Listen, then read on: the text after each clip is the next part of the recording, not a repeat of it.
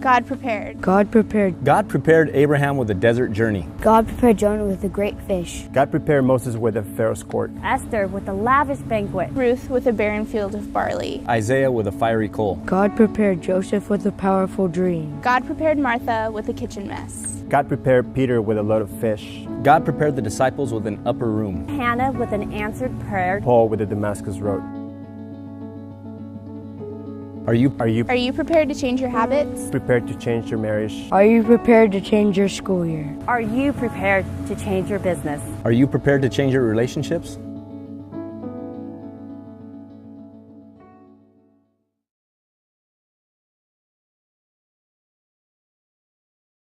I want to start with a question. How many of you here have a sweet tooth? Raise up your hand if you got a sweet tooth. How many of you here, thank you, someone threw a marshmallow. I can tell it's going to be a rough night. You got marshmallows being thrown at me and 10 slides my wife wouldn't approve of showed right before I came out. So what's the best dessert you've ever eaten in your life? Best dessert, just throw it out.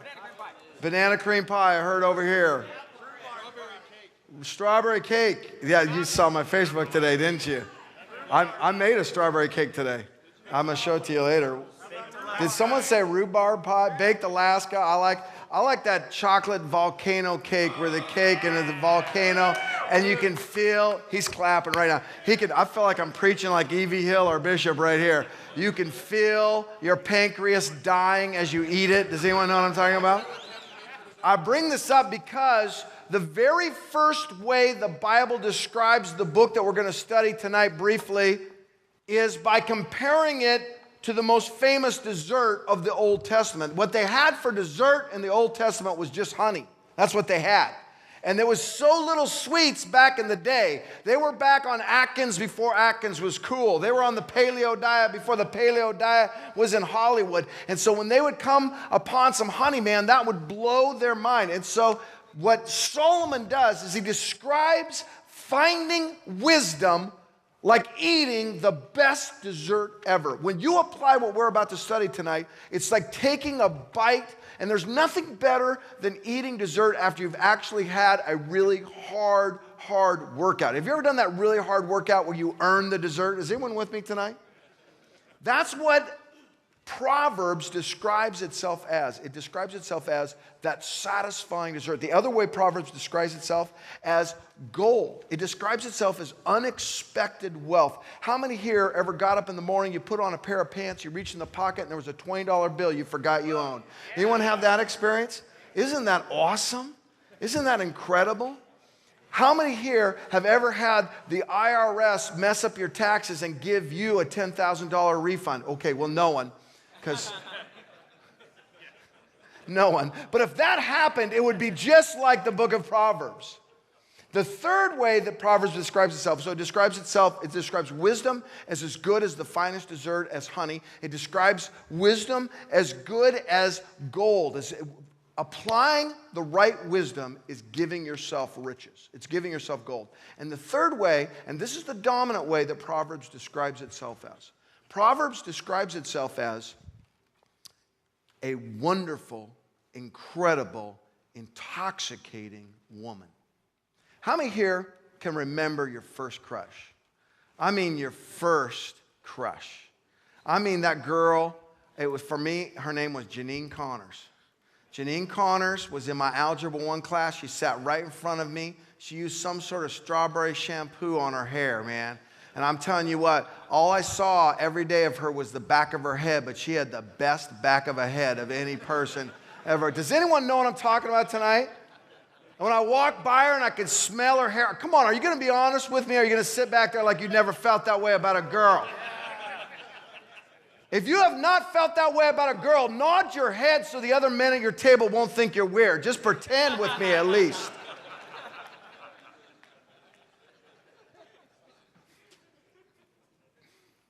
When you find and apply the wisdom that God has for you, what is wisdom? What is wisdom? Wisdom is proven ideas that work. Literally, Proverbs means Smartness personified. It is the actual working out of smartness. Wisdom is the free market of ideas, with the right ideas coming to the top.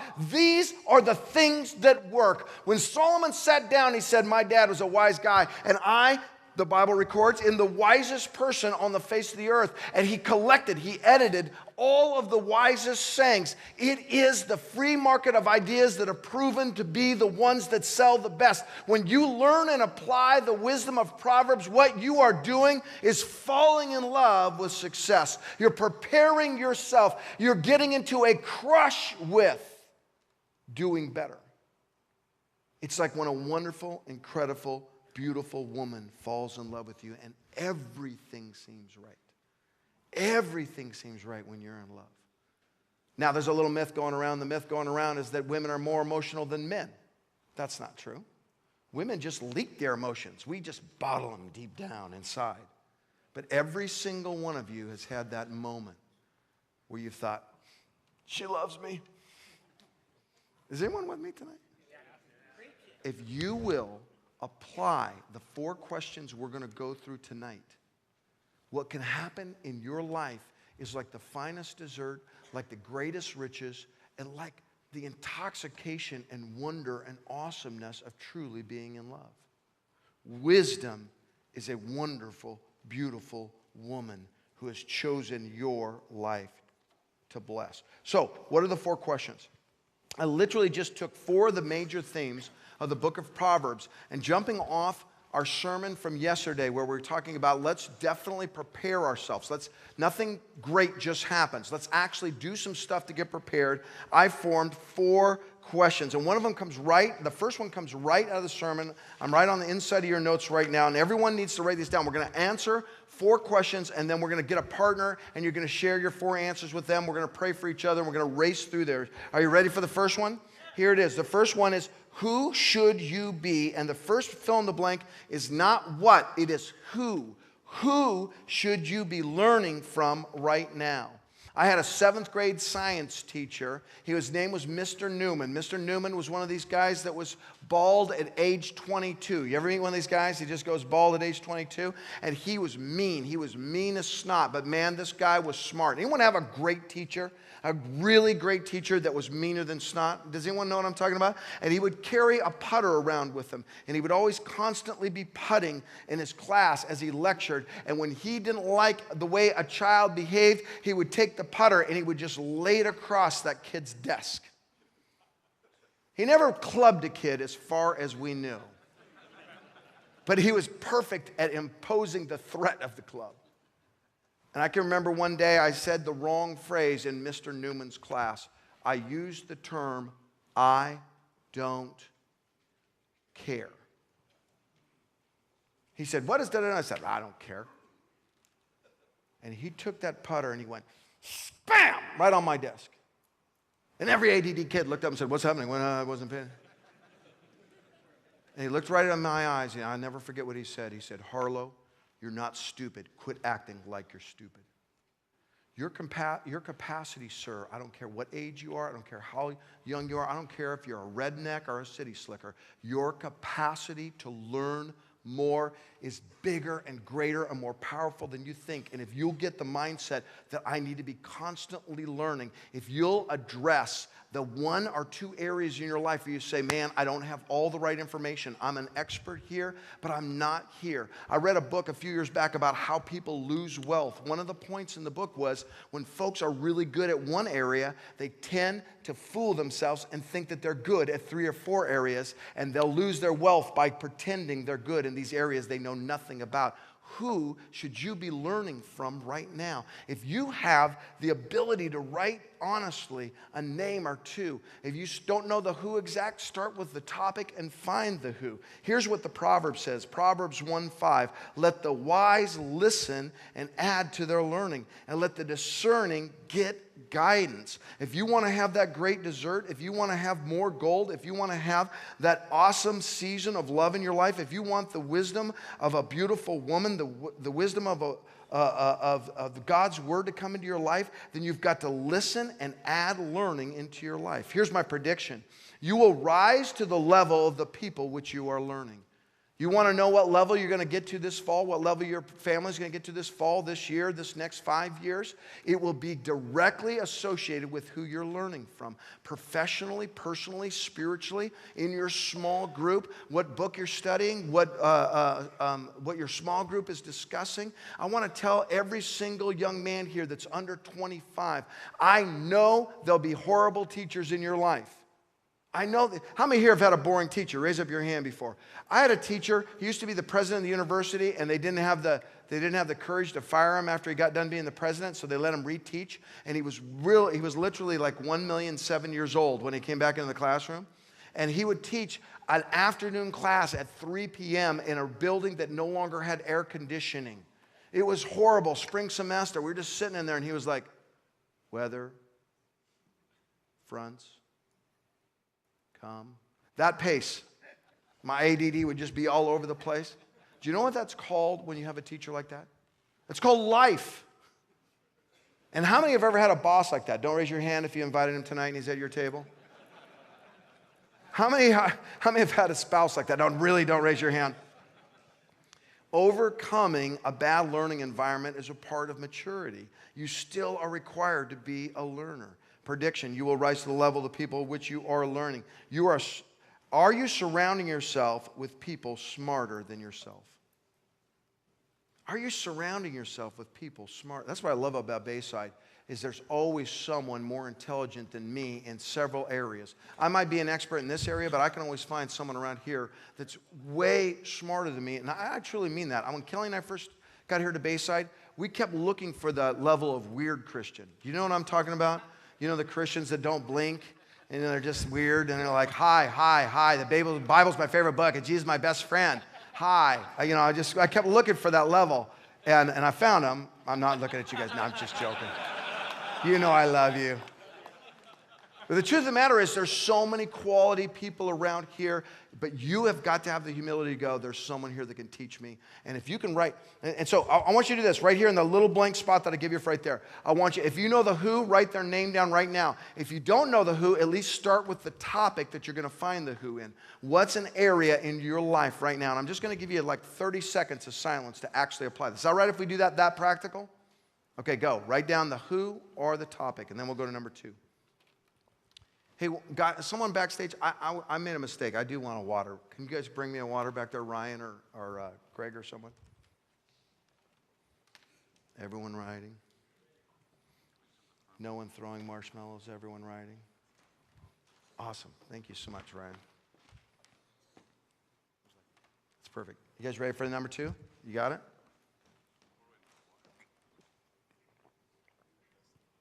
Okay, let's go to number 2. How many here know someone that's been diagnosed with ADD or ADHD? Raise up your hand if you know someone who's been diagnosed. Raise it, keep it up. Let's look at this. I've said this joke before, but forgive me. Do you know they have a technical name for people with ADD or ADHD? You know what it is? Male. And because the truth of the matter is we don't focus very well. But I for a while in my life, I had about 30 high schoolers that would be at my house 4 or 5 nights a week. When my son was in high school, this big, huge thing kind of happened when all these kids were hanging around our house all the time. And most of them were the sort of kids that were failing in school. And I love the underdog. I love having those kids around. And it's interesting because I discovered that 2 things about these kids. Number one, the vast majority, all of them except for 3 actually, didn't have a dad in the home. When a dad is absent, kids fail. That's just the truth. I don't care what we do to our education system. I don't care what kind of charter schools we do. Unless dads do their job, you know this is already true, and it's not my sermon tonight, but it is just true. But here's one of the things I learned is that almost every one of these kids have been diagnosed as ADD or ADHD. And every time I'd say to them, all right, time to do your homework, they'd be like, I can't do any homework. I got ADD or I got ADHD. And some of them is really true. I mean, you can just look at them, you're like, wow, you really got it. But they were all, at some point, they were diagnosed with it. And the truth of the matter is, even the ones that were absolutely the worst, each one of them had what I call an anti-ADD factor. Something in their life would make them focus. Like, for instance, a lot of these kids were gamer kids. And so they'd be like, do your English. And they're like, I can't do English. I can't understand. I don't even know what a noun or a verb is. And then I'd ask them about World of Warcraft. And they go, well, the 4th level Mage Knight has his minions. And what you have to do is fire the blah, blah. I'm like, you've got this thing totally memorized, but you can't tell me what a stinking noun is? You can focus when you care about it. Or the other thing would be the sports kid. You know, he'd be like, I can't do math at all. And then you ask him the statistics of his favorite quarterback, and he's like an autistic kid. He got every statistic of 5 quarterbacks for Dallas 6 years back. And when he gets into that sports mindset, he doesn't have ADHD. And the truth is, almost every one of these kids, there was this one girl, she was 16 years old, and she was just a knockout. She was just a beautiful girl. And she was one of those girls that she had not learned how beautiful she was yet, so she didn't know about using her beauty to make men stupid. And so she was just still kind of an innocent girl. And she would walk in my living room, and all those guys would be like playing games and doing all this stuff. And the second she walked in the living room, every single one of those teenage boys would be like, dong, I'm very focused now. I'm very focused. They'd be like, hello, how are you doing? And they could make conversation. It was amazing how a girl could get them to overcome all of their ADHD. See, each and every one of us can focus if our passion is directed in the right way. The second question for us is, what exactly should you focus on right now? What should you focus on right now? Look what Proverbs 24:27 says. This is so awesome. Finish your outdoor work and get your fields ready. After that, circle that part.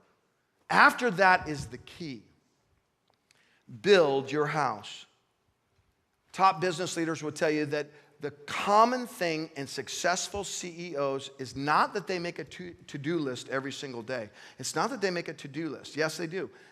Almost all successful leaders of corporations and organizations that grow make a to-do list. They actually add another skill to once they've said, here's the things I've got to accomplish, they order their to-do list. They don't just do what's in front of them, they do what must be done first. They focus on the primary issue that's next. They understand the power of critical paths. Some things must be set up before other things can happen. That's why we're preaching on prepare before we get into 2 Timothy and talk about how to walk in freedom. Learning how to be a man who says, I'm not going to do everything for everyone. I am going to sit down and decide what is the one issue I must do. In Thrive Leadership School, we do this with every mentor group. We have every kid go, if you were to put God's agenda for your life into one word and one word only, what would that word be? And then we beat that word up. We get that down to precision. What is God's agenda for the next 9 months for you? And how could you say that in one word? And how could you tattoo that one word to everything meaningful in your life and leave your ADD behind and focus on that one word and get that one word done? And if you got to June and God looked at you and said, man, you got an A+ in that one word, what would happen to your family, your life, your friends, your grades, your business? It's all about priorities and focusing on one or two things. Here's my prediction. Your future will be defined by your ability to set and keep priorities. I know that's not a major revelation, but I find there's two types of guys. There are guys that are great at setting priorities, and there are guys that are great at making excuses. And the question for you and I is, which one will we be? What one word defines God's will for you? What one word defines God's will for you? Go to the next film. Or you could put it this way. What one word defines God's number one goal for you? In fact, we're just going to take 30 seconds right now. If you had to take a shot at that one word and said, this is at the very top of God's list. Not your wife's list, not your boss's list, not your company's list, not your dad's list, but your list. What one word would define God's top priority for you?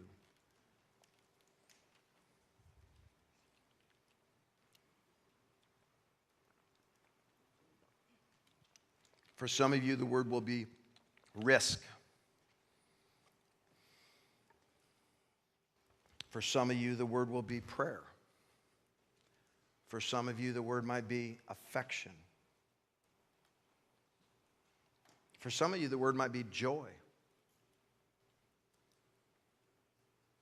For some of you, the word might be discipline. Here's one. Some of you, the word might be confession. Honesty. Some of you are more lonely than you've even admitted to yourself. So your word just might be friendship, one friend. I have a good buddy in my life right now who's told me several times, he said, 3 years before I came to Bayside, I never had one good Christian friend. I hung around a lot of Christians, went to church with some Christians. I didn't really have a friend. Just because I'm looking out and I'm seeing several of our really best small group leaders, I'll allow you to write 2 words. If you're not in a small group, you can write small group.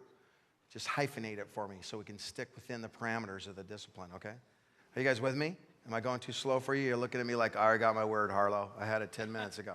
Are you with me? Nod your head if you're with me. Okay, let's go to the third one. You get anything out of this? Here's a big one. Here's a really, really big one.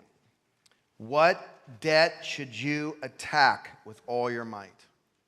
What debt should you attack with all your might? Albert Einstein said, first define the problem. He's notorious for saying, I'm not smarter than most scientists, I just stick with the problem longer. He also said, it's very interesting, he said, if I were asked to save the world, if the world were going to end in an hour, I would spend 59 minutes defining the problem and 1 minute solving it. Because if you don't solve the right problem, you're never going to succeed. That's why we've got to focus on that one issue. Here's the biggest problem I see in most guys' life. Most guys are walking around with huge debts, and they think they can ignore it. A lot of you in this room have financial debt, and you're not being honest with yourself of really where you are financially. Right here on your sermon notes, we've got a solution for that. I highly suggest if you're in that situation, if your debt is out of control, if you can't pay off your Visa cards every single month, I highly suggest, if your retirement isn't built the way it should be, if your family's not cared for the way you know God's called you to, I highly suggest you get to the Financial Peace Seminar. But it's more than just financial debts. Often it's emotional debts. If you want to have a big altar call where men come forward and they get on their knees and they cry, all you got to do is preach 15 minutes about fatherhood. That's all you got to do. In any group of dads you're with. Because the truth of the matter is often we move on from relationship scars without understanding the debts that we have created or the debts that have been created in our life. We kind of pretend that they're not there. Why they accumulate compounded emotional interest at 22, 23, 25, 40%. And we get further and further buried by the emotional baggage. Our wives, our friends, our coworkers wonder why we're so grumpy. And the truth is, we try to marshal through carrying all of this debt without dealing with it. The true problem in most of our lives is not our paycheck. It's not our wife. It's not our kids. It's not our boss. It's not our schedule. It's being honest with us about the things we owe that we have not paid. Here's my prediction. Oh, wait, let's look at the actual Bible. That's important. The rich rule over the poor, and the borrower is servant to the lender. When you know that there is a price out there you cannot pay, when you owe something to someone, you can't be free. You can't be free spiritually, can't be free emotionally. It's very difficult to be happy when you're in debt. Here's my prediction. If you go into debt over things like clothes, vacations, entertainment, or I could add arguments, squabbles, stupid. You know, my brothers one time got in a fight over whether or not the NFL playoff system was fair and didn't speak to each other for 6 months. Over whether or not Oakland Raiders should be a wild card team. This was in the 70s when the Oakland Raiders actually were a wild card team. Okay, prediction. If you go into debt over things like clothes, vacations, entertainment, etc., here's the fill-in, write this in, this is really, your life will suck. It's theologically sophisticated, right? But it's true. What is the true cost of debt? Are you in emotional debt? If you have a debt that you have to go after, you might be writing someone's name down here, your dad's name, your wife's name, a friend's name, or you might just write Visa. Some of you have gotten into car debt just because of that whole man-car seduction thing. Is this too serious? I know it's Men's First Monday and I'm supposed to come out here and say beefsteak and rah-rah, and then we have a prayer moment and I'll go home. But honestly, on this one, if you were to write down your true debt and go, I'm going to go after that one. You know the funnest thing in the world is getting a bill where it says zero balance. Did you ever get that bill? Did you ever pay your utility twice in 1 month by an accident? PG&E is really good about shooting out 700 bills a month. So, and you get it and they go, no, we owe you $30. I'm telling you what, man, you can walk in that level of freedom if you'll prepare yourself to go, I'm going to attack this thing. And I use the word attack deliberately.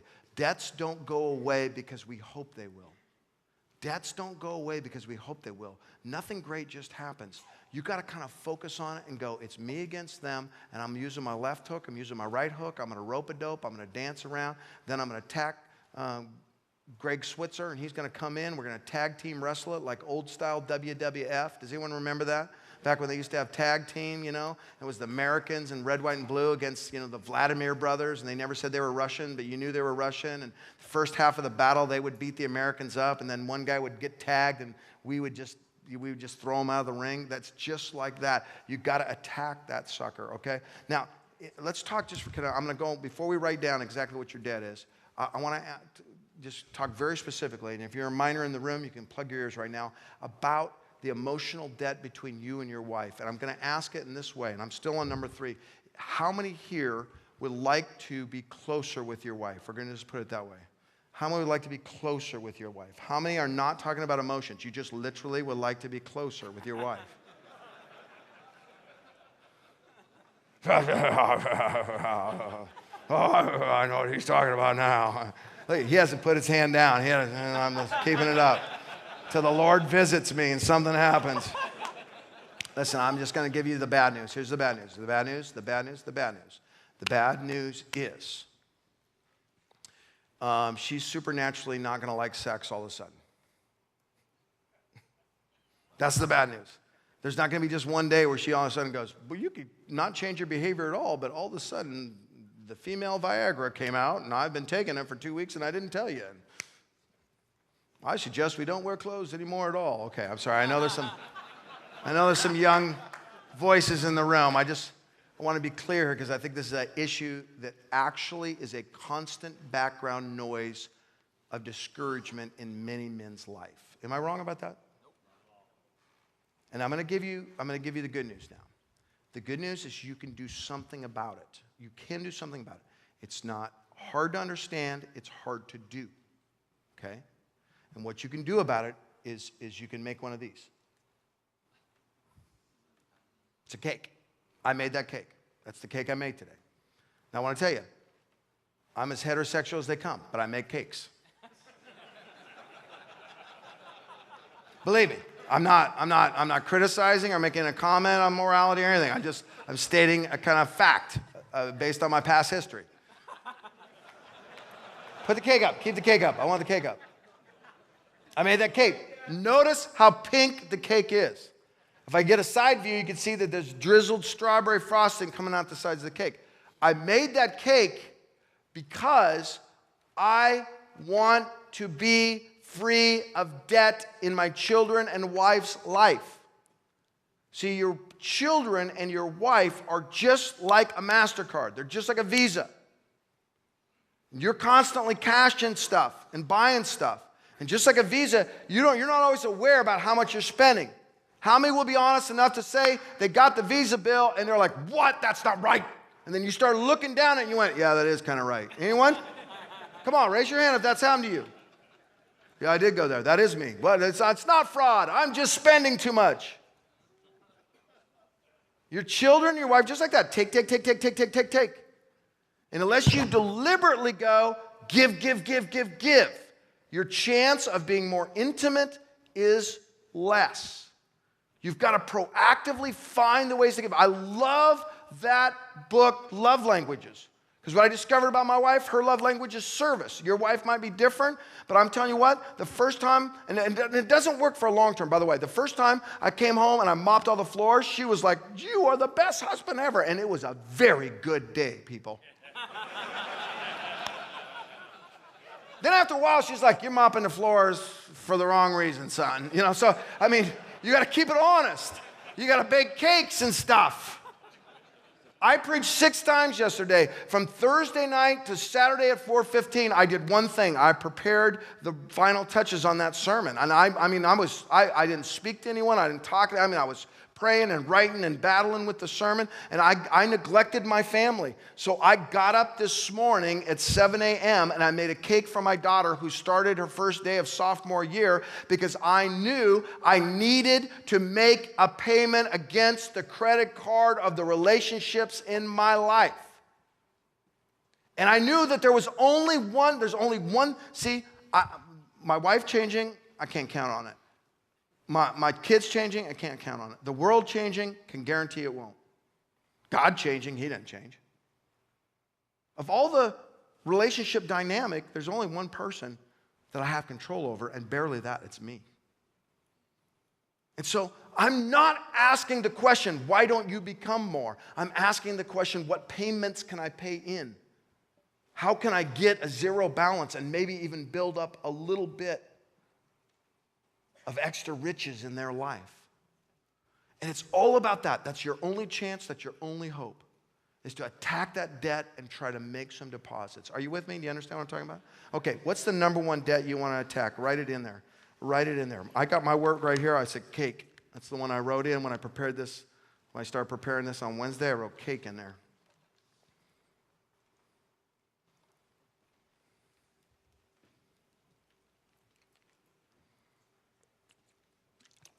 This is my last one, then we're going to talk about this and we're going to pray for each other.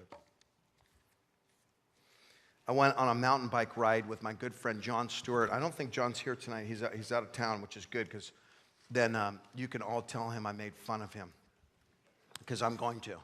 And I love John. He's been very healthy for me and very good for me. One of those guys you have to have in your life because he makes me ride my bike even when I don't want to ride it. But he said to me, he said, let's go ride the Flume Trail. Has anyone rode the Flume Trail? This is the greatest mountain biking trail in America. I mean, it really is. It's just gorgeous. And so we go up to Tahoe, and he said, there's just a little hill up to Marlette Lake, and the little hill is just 4 miles straight up. And he's like an Energizer bunny, man. He's small on top, but he's just got these great, and he's just going up. And I get about 3/4 way up, and I just start carrying my bike, and I'm dying. When this is just the start of it. So we get to Marlette Lake, we ride around Marlette Lake, and then we ride around the Flume Trail. And we get around the Flume Trail. He's like, we can go up a little bit further to Marlette Peak, or we can kind of bomb down a hill. And I had to be back for a thing. I'm like, we better bomb down the hill. So we bomb down the hill. Then 2 weeks later, he says, you want to go do that same bike ride? And I said, yeah. So we go up there again. We go the 4 miles up. We go around Marlette Lake. We get on the Flume Trail, which is just amazing. It's totally worth the price of admission of going the 4 miles up. And we ride this thing, and we get to that same spot. And he's like, it's about another 300 yards up, and then it gets really rideable, and then there's Marlette Peak. And man, the view from Marlette Peak is awesome. You got to do that Marlette Peak view. And he's like, just 300 yards up there. And I looked at the clock and said, all right, let's do it. So we go 300 yards. Nothing. We go another 300 yards. We're still going up. Another 300 yards. I'm like, dude, we have done 300 yards like 4 times now. And he's like, oh, it's just 2 more switchbacks. An hour later, I'm not joking. We're still going straight up. And I'm like, we're going to hit snow pretty soon. He's like, we're not going to hit snow. I guarantee you, 3 corners later, there's a big field of snow. And I'm like in a cut-off shirt. I'm like in the shirt he's wearing. And I am like freezing my hands. I'm like, dude, are you sure? And he finally looked at me and said, I have to be honest with you. When I told you 300 yards, I have to be honest, I had no idea what this trail was like. He's like, I did this like 10 years ago. And he goes, I remember it being up, but not this far. And we just kept going up and going up. We went up past the hippie level. You know what I'm talking about? Like we went to a certain level, like 6,000 feet, and there's hippies up there having fun, picking flowers. And then we went past the beef jerky dried food people. Do you know what I'm talking about? We got to that level, and it's like the dried food guys with all the REI gear. We went past them, and then we went past a few people with oxygen tanks. I'm not exaggerating. Well, I am. It was like, there was dead Everest people on the side, and I am freezing, and it was hard and we were sweating. But I honestly, the entire time, as much as I was making fun of him, I was having the time of my life, because there's something extremely cathartic. There's something greatly stress relieving about using the major muscles of your body, about getting out there and putting your hands on stuff. And in this world where men are required to answer the inbox, the demon of the inbox every day. If anyone here wanted to just declare inbox bankruptcy, just delete them all and let the chips fall where they may. You know, forget the iPhone, forget the iCal, forget the Microsoft Office, throw a laptop as far as it can go and cheer. You know, just there's something about grabbing a hold of steel, going up a mountain and saying, hey, mountain, I'm on top of you. Do you know why that is?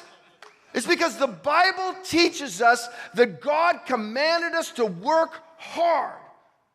Work. See, there's a little theological misunderstanding among a lot of Christians. They think that Adam got into the garden and it was like hanging out at the Granite Bay Country Club, man. It was just nice and awesome. No, Adam had responsibilities from day one in the garden. Work is blessed. Work is not a product of sin. Work occurred in God himself. God worked. And we are created in the image of God. And when we don't work hard, and when we don't work at significant things, and when we don't conquer stuff, we get depressed, we get grumpy. That's why we've got to get calluses on our kids' hands. That's why we've got to serve one another. And that's why we've got to sweat and work hard. Here's my last question I want you to ask to prepare to have a great fall and a great year. Where should you work hard and sweat a lot? Where should you just work the hardest you've ever worked before? Some of you are over 50, over 60, and you're kind of going, is it still a season where I can work hard? And I say, the Bible's clear over and over again. We need your maturity. It's time for you to work hard. Some of you are just starting out, and you're like, you know, I don't really like hard work. I want to tell you, there's a great joy in discovering that the proverb is right. See what it says in Proverbs 22:29? Do you see a man skillful in his work? He will stand before kings. When we work hard and we work with great skill, we will succeed. It's going to happen. Sometimes it doesn't happen immediately, but it does happen. He will not stand before obscure men. Do you want your life to matter? You've got to sweat. You want your life to matter? You've got to work and got to work hard. And when the switchbacks keep coming and there's more of them than you think, just keep pedaling. And when you can't pedal, get off the bike and push it. And when you can't push the bike anymore, get some goo out of your backpack, eat that goo, and push your bike some more. Because you're tougher than you think you are, sir. You're built for better things than you think you are, sir. You can, and I want to tell you, the best thing you can do for your son, for your daughter, for your wife, is show them a man that works hard. Not a man that neglects them by working many hours. You know, a lot of guys, they get dinged for, oh, he works too hard, he's never around. You know what he's really doing? He's sitting in his office doing nothing, avoiding his wife. So I'm not talking about that. I'm talking about working hard when it's time to work hard. And when you come home a hard-working man, it changes the family dynamic in your house. Here's my prediction. How diligently you work is the best predictor of future fulfillment. How diligently you work is the best predictor of future fulfillment. If you work with excellence, you will always have excellent work to do. If you work with excellence, you'll... And here's my last question, and I'm just going to ask it this way. Who's your boss? Who are you really working for? Because who you work for determines how hard you'll work.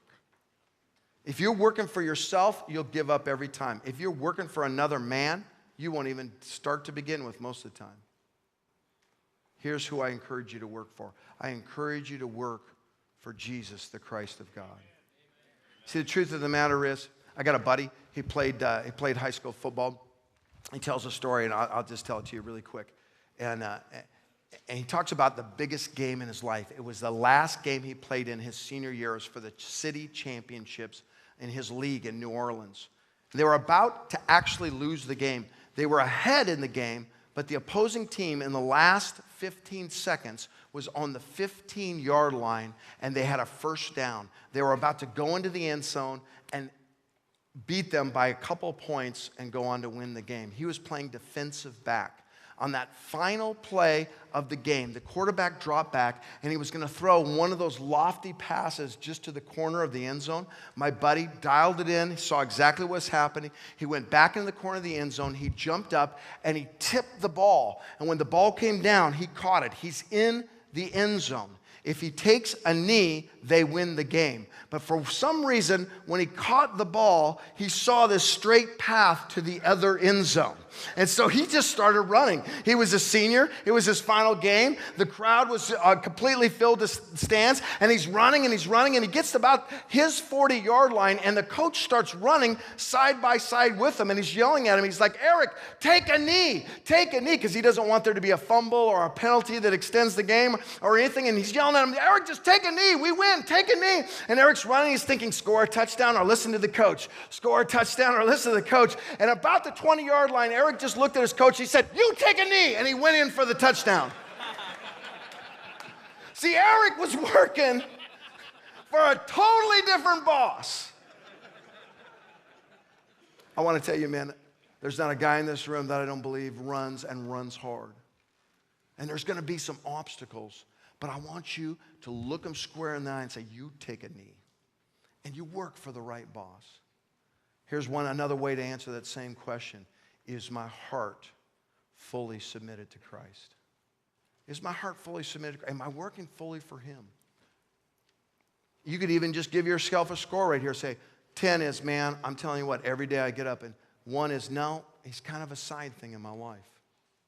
I'm going to allow yourself to answer that question, 1 to 10, or however you want to put that adjective down. And then what I want you to do, as soon as you answer it, find one other guy right next to you. One other guy. If you want to get in a group of 3 because of odd numbers, that's okay. Don't get in a group of 4.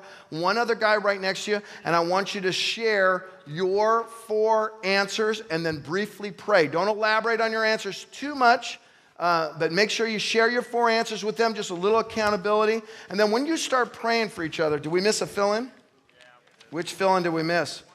What is the true cost of debt? Are you in emotional debt? Did we get that one? On number 1, are you investing in education? Is the right one.